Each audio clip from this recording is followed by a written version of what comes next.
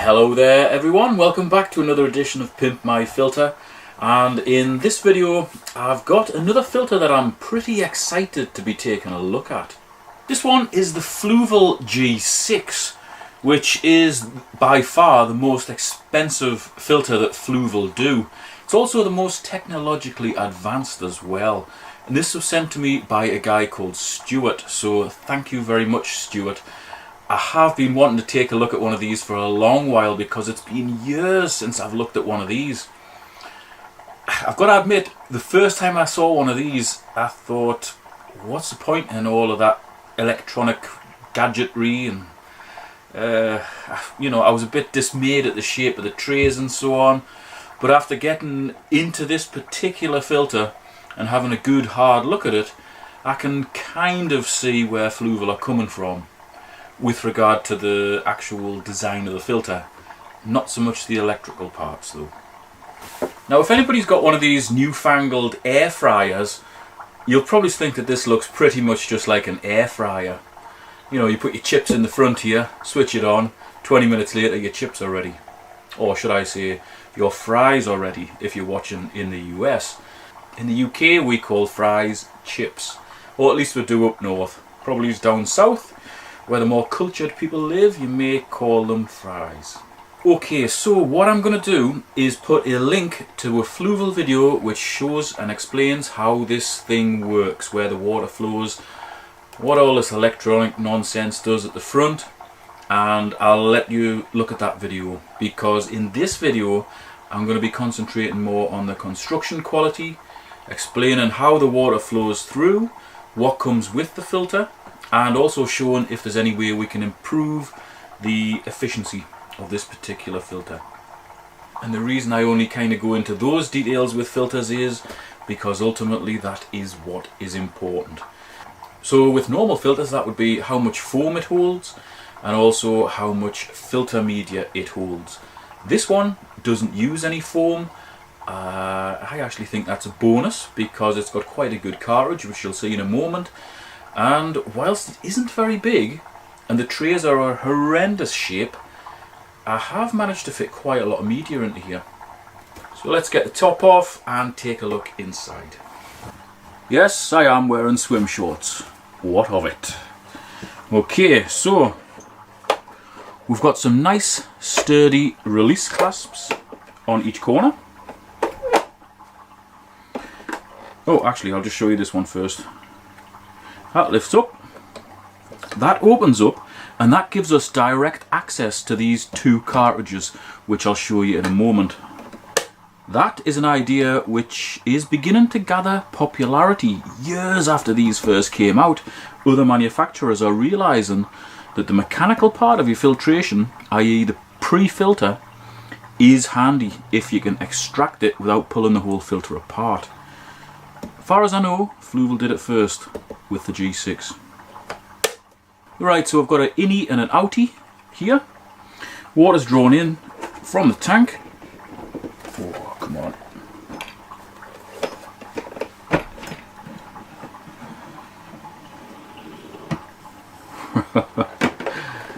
Alright, it's drawn in from the tank. Then it goes through the inside of this cartridge, which is a 75 micron cartridge. It's got a 75 micron screen in here, and it's pleated to give it maximum surface area. It's very much like the cartridges that you get in a hot tub, except it's not like paper filters. This is a pretty good quality hard plastic by the looks of it, which can be washed out. And to enable that washing to be easier, Fluval include one of those, which is a stiff brush, which when you take this off, you just drive on in the middle of that, it washes all the muck off. I'll explain more on that in a moment, but basically the water bleeds out through there into this chamber. It then goes into this chamber, which has another cartridge in. It goes in there. It's pretty hard to see all this, which is why I'm going to link the Fluval video, but the water goes through there. It then goes into another cartridge, up and out the back, over here, down the centre, Ooh, I've given away what I've used for the filter media there. Not to worry. Goes down the centre, into the bottom, and you've got about a 1/4 inch gap under the trays. Then it flows up through 3 trays.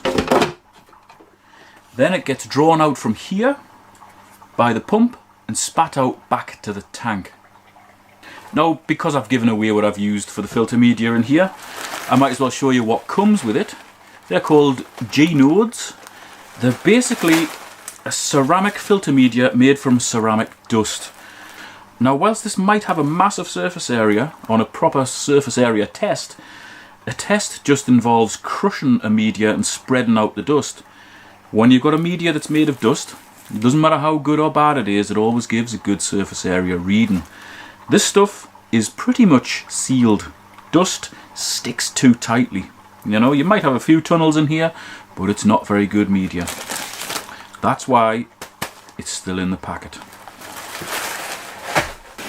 Right, we'll get that out the way, and I'll show you these cartridges. In fact, I'll put this back together and then take the cartridges out to show you how they come out. Okay, I forgot to mention this little button. As you can hear, that is a primer to allow the water to fill up in here totally and get the pump going and so on. This comes apart just like that. Very simple to remove that. And this isn't something that you need to replace all the time. You can clean this out. So let's have a look inside. Hopefully the camera's picking that up, but you can see how well pleated that is. Let's get a close-up of the actual mesh itself.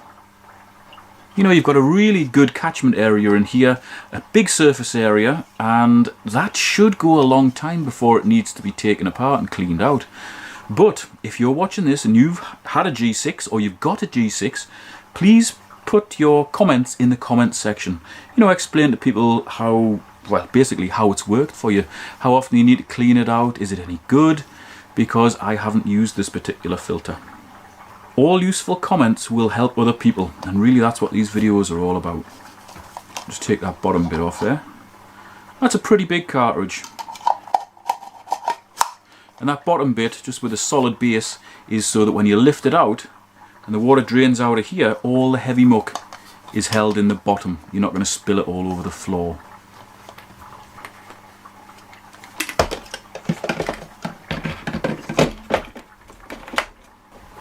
Right, so the other cartridge is actually the chemical filtration. So the water goes through mechanical, then chemical, then biological.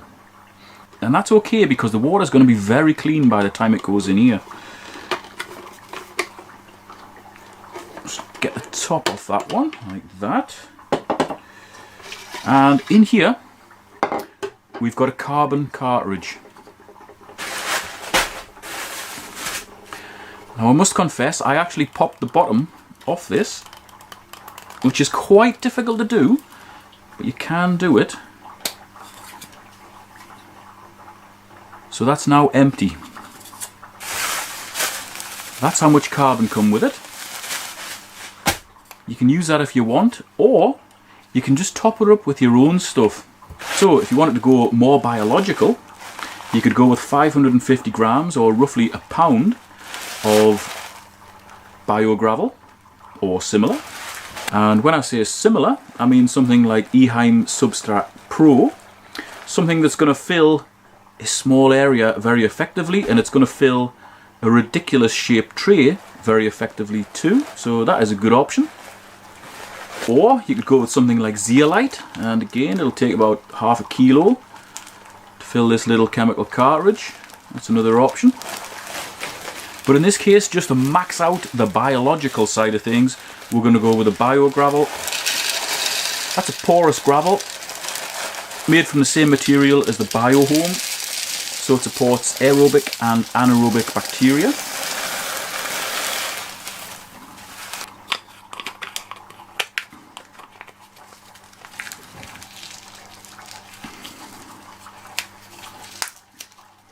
There we go. And as I mentioned, that's 550 grams or about a pound for you guys in the US.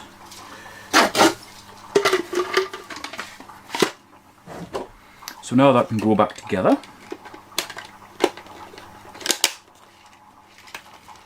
like so.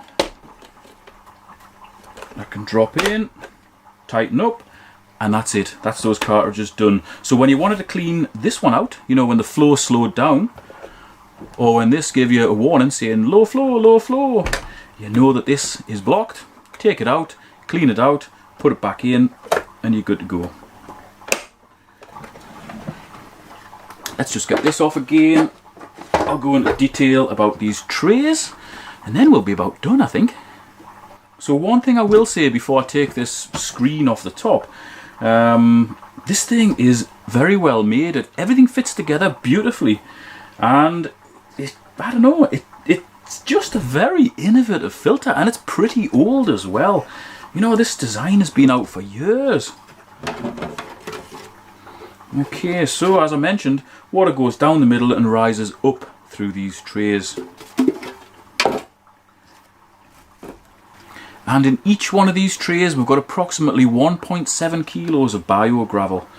So there's 3 trays, and that gives us a good 5 kilos, or 11 pounds for you guys in the US.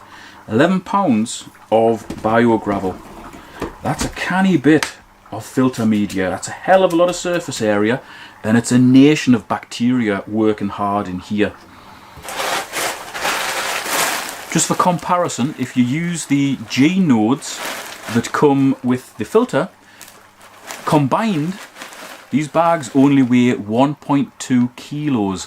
So it's a choice of 1.2 kilos with stuff that doesn't fit in very well, or 5 kilos. Hell of a difference. If you went with a Biohome Ultimate, which I normally use for canister filters, you would probably get little more than a kilo or 2.2 pounds in each tray. So that's about 3 kilos for all 3 trays. That's why I've packed it out to the max with the biogravel. Really maximise the biological filtration. And that's packed out every part of each tray. Water still flows through it, no problem at all. It'll still support the anaerobic bacteria because it's got a porous structure. As the water gets through the media, it gets deoxygenated, so it goes from aerobic to anaerobic. And in here, that's where all the ammonia, nitrite and nitrate is going to be processed. Now I've just come to put this thing back together and I've thought, hold on, that looks like there should be a seal in there. Well, that comes in the box, in the big cardboard box. So please remember to put this rubber seal into here before you fill this thing with water and connect it up. And make sure it's clean before you put it in. It's got a little tab here, that goes in there. And if you ever need to replace it or clean it, you just grab a hold of the tab and whip it out. So I'll install this for Stuart, just in case I forget, and I forget to tell him, and he doesn't notice that it isn't in the box. He sets it away, it leaks all over his floor, and then he calls me an idiot.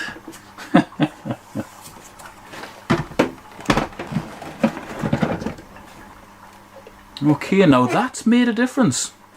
When I'm tightening these up, I can really feel the top pulling down and sealing. Didn't feel like that before. Okay, so that is the Fluval G6. It's reasonably compact considering how much media it managed to fit in here. We've got about 12 pounds for you guys in the US, or 5.5 kilos of media. That's quite a lot. I mean, allowing 1 kilo per 100 litres, or 2.2 pounds for every 26 US gallons. That means that this thing should provide a full cycle, which is 0 ammonia, 0 nitrite and very low, possibly 0 nitrates, for a tank of about 550 litres, or, what is it in gallons, man, US gallons, about 130 US gallons or thereabouts. If it's heavily stocked, you can halve those figures. So it's really, because of the flow rate as well, it's not, I don't think, a filter for a big, heavily stocked Predator tank or a cichlid tank. I mean, the actual flow out of here, it's only about 1,000 litres per hour, which is about 265 US gallons per hour. Although the pump is capable of pumping 2,500 litres per hour, which is about 600 US gallons. Because of, you know, all the different pipes and bends and different things that it's got to go through in here, that more than halves the potential output of the pump. So whilst it might be a 2,500 litre pump, in reality it's only pumping 1,000 litres per hour. It's still not bad though. It'd be a very good one for a discus tank, you know, if you wanted to fill that cartridge up with peat or something like that, have the water flowing through there. You'd still get a lot of filter media in there, and you wouldn't have a real blasting flow like you would out of an FX6 or an FX4. So it's a really simple cube shape, and although the internals might be pretty complicated at first view, there's not much wasted space in here at all. I mean, 5.5 kilos of media in here, especially considering how strangely shaped those trays are, is actually pretty good. I would like to see probably a good 100 quid or $100 knocked off the price of this, because it is a very pricey filter, especially considering how old this design is. All the tooling for it was done years ago. You know, those machines that manufacture this thing would have paid for themselves. I think they could bring the price down on a little bit, but it is a very compact and a very useful filter, and it's well made as well.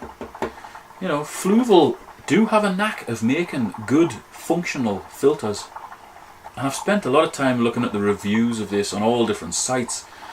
A lot of the negative reviews I've seen about this were relating to the digital display, but to me that's the least important part of this particular filter. Having that cartridge that's pretty easy to take out and clean is a massive bonus for this thing. Plus it holds 5.5 kilos or 12 pounds of media. That's quite a lot of media in a reasonably small space. And as I mentioned before, if any of you guys out there have one of these or have used one in the past, please put your reports in the comment section below this YouTube video. That will help other people. I haven't used every filter under the sun. I've used a very limited amount. There's hundreds of different types of filters out there. I've only got experience of a few of them. Hopefully what I've run through in this video and the setup that I've proposed will help people. That's about as much as I can offer. So you guys, please help each other in that comment section. Thanks again to Stuart for sending me this. I'll put a link to it in the video description as always, along with anything else that might be useful. And I'll also put those links in the pinned comment. Thanks for watching. See you next time. And when I say similar, I mean something like Eheim. What the hell's it called, man? Ah! Eheim, not FE Mech. It's not FE Mech. It's not Mech Pro. The other one. Oh. Eheim Substrat Pro, man.